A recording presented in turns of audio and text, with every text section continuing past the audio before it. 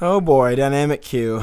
Okay, where do I even begin? Well, I'd like to start out by saying that I did tell some people I was not going to make a video about this, and I genuinely wasn't, until I saw some new developments that didn't align and honestly just didn't seem fair, so I felt like I had to say something. And let it be clear that while I do not like the dynamic queue system, I also don't hate Riot.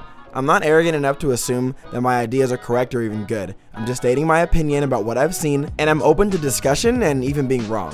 One of Riot's strongest arguments in favor of dynamic queue is that League was never supposed to be a solo queue game.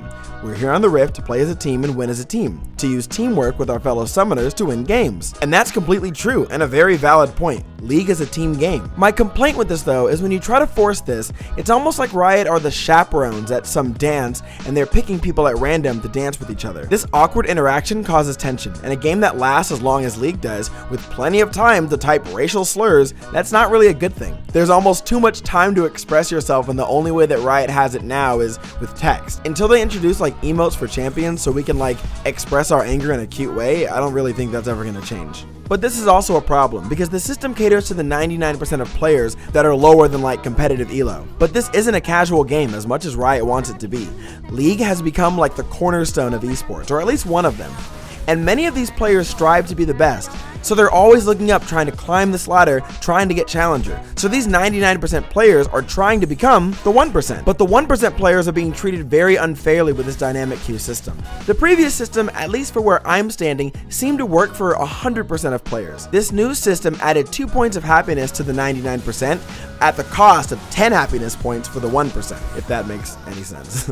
From my point of view, and I could be completely wrong, Riot is trying to encourage, nay force, more interaction between its players to make games more team-based, so that people grow elo in unison. However, this invalidates the pride of players who prefer to play by themselves, which isn't something to just toss away. For some of these players, League is a huge part of their life. They toss hours and hours in what they do and they love it. I feel as if Riot is not recognizing this, and I don't think that's fair. Dynamic queue heavily rewards having friends to play with, due to your ability to communicate and your potential natural synergy. But by only rewarding team play and neglecting solo players, you're simply discriminating against solo players, inferring that they are playing this game the wrong way. And I don't believe that Riot nor anyone should tell us how to play or what is optimal. I mean, yeah, I'm not going to build a BF sword on Annie because I'm not dumb as hell, but if I wanted to play alone, I shouldn't feel like Riot is mad at me for doing this. Like, playing alone shouldn't be a bad thing. I don't know about you, but I like playing alone, genuinely, especially when I'm ranking, for 3 reasons. 1, I don't like waiting for people to log on and get ready. 2, if I feed, then I feed. I don't have to worry about an awkward conversation later like, oh, I have to go, but they didn't really have to go, they just don't want to play with yo feeding ass. And then 3, because to me that's really prestigious, because Diamond 1 dynamic queue is very different from Diamond 1 solo queue. A solution to this is to give solo and dynamic players different marks or emblems that show off what kind of player they are. These different marks will allow players to identify as like a dynamic player or as a solo queue player very easily in loading screen. You might say this will create tension, but there always is going to be tension. Toxic behavior can't and never will be completely eliminated, and these badges of honor for our respective play methods is a better problem to have than invalidating the 1% completely. But this new update states that when you hit Diamond, you can't queue up with more than 3 people, which is disheartening to anybody out there that wanted to be on a professional team, because now, when you're really good enough at the game to actually see competitive play, they take away the ability to play with a constructive competitive team. What's more is that they decided if your queue times are too long, they will put you into an autofill, which will just put you somewhere beyond the 2 rules that you queued up for, which is very scary. Because the disconnect from my skill as a jungler from my skill as a support is massive, and if I'm not prepared with runes and masteries, then Riot is sending me into a queue that I'm forced to dodge. Not every time, sure, but it shouldn't be any time. I feel like this being a solution is actually kind of hypocritical, and maybe some indication that the system in and of itself for high tier players is inherently flawed. However, I will admit, the internet uproar of dynamic queue is not entirely fair. This really only super impacts the very high elo players.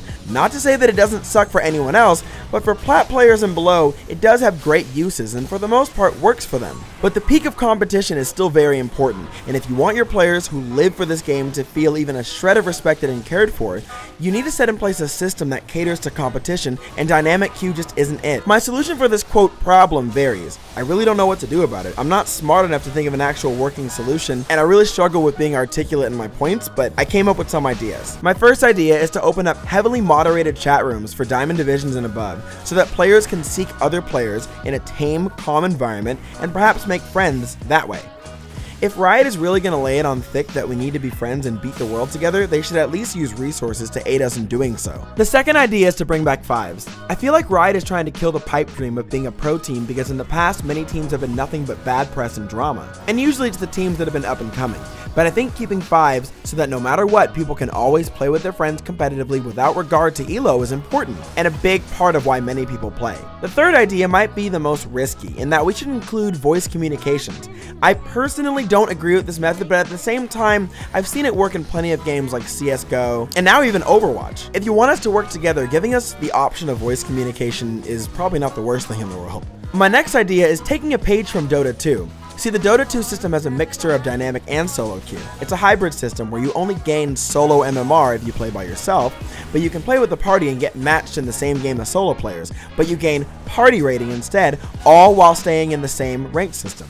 And this might be a good middle ground type of thing. And the last idea would be to give some support and encouragement to our solo players that you do team players. Some players are antisocial or really just don't have the time to plan games. Some people just want to take a break and chill with some tunes. Video games are a place for us to escape, you know? We don't want to be forced into it. We don't want to be forced into like interacting with people all the time. So you don't have to go crazy with promotion, but give solo players some sort of showmanship that says, hey, you did it alone, and that's cool. And there's nothing wrong with that. I was gonna relate it to like homosexuality and say like when we got the right to marry, we was like, see, we just want to be treated equal, but that's a bit much, I get it. Anyway, these are just my opinions from my vantage point. I don't hate Riot. I'm not jumping ship and just going straight to Overwatch, I'm not. I could play 2 games just fine. But it is scary to see something like this where even in the roundtable, it didn't seem like they thought that dynamic queue was the best solution, but they were like, oh, okay, like let's keep it. That's kind of how it felt to me. And it's okay to make mistakes as long as we, work to fix them. And I'm really glad that they gave us that roundtable discussion. At least Riot is giving an effort to be transparent. But transparency, while appreciated, is only making it easier for us to see the flaws in dynamic queue and other things. And if they are reluctant to acknowledge these clear defects of their system and they refuse to make their experience better for all players, then I fear that they might lose a dedicated audience. I hold no bad feelings towards Riot. They've made a great game for me to play and watch. Everyone makes mistakes, and to be honest, I could be wrong about all of this. Again, I shouldn't arrogantly think that I know it all, and that's not my intention. But I hope they don't disregard voices, and I really hope they genuinely do know what they're doing. With Overwatch out and still no replay system, sandbox, voice communication, and now the removal of solo queue, I guess I'm kinda anxious and scared about the future of Riot and League. And in my ignorance, rightfully so. Anyway, hope you guys enjoyed the video. If you have any discussion points, you can tweet at me. If you have any points of discussion, you can tweet at me or leave it in the comments. I'm really open to discussing this with everybody. Alright, see you Cubs tomorrow. Bye.